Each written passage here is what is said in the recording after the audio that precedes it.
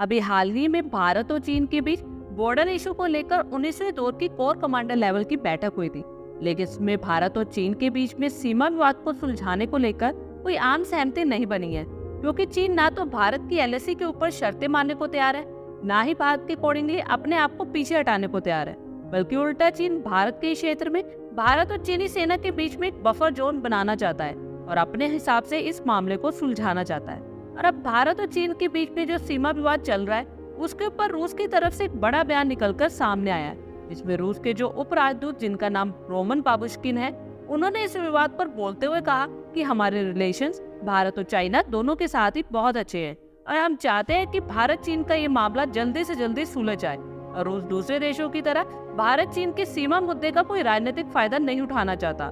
ये भारत चीन का आपसी मुद्दा है और बातचीत के माध्यम से इसे सुलझाना चाहिए।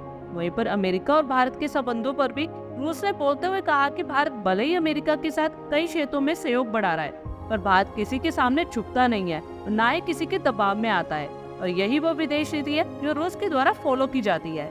इसी कारण से जो भारत और रूस की दोस्ती है, वो अपने आप में दुनिया में एक मिसाल है।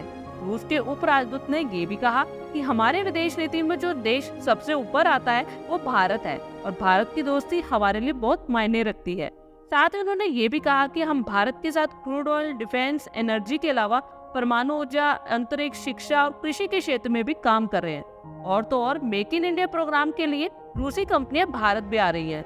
आप लोगों को क्या लगता है, भारत चीन विवाद पर रूस का बयान डिप्लोमेटिक नहीं है? क्या रूस को इस मुद्दे पर भारत का समर्थन नहीं करना चाहिए था? आप अपनी राय कमेंट बॉक्स में शेयर करें और आगे भी इसी तरह के अपडेट्स के लिए हमारे चैनल को जरूर सब्सक्राइब करें। धन्यवाद।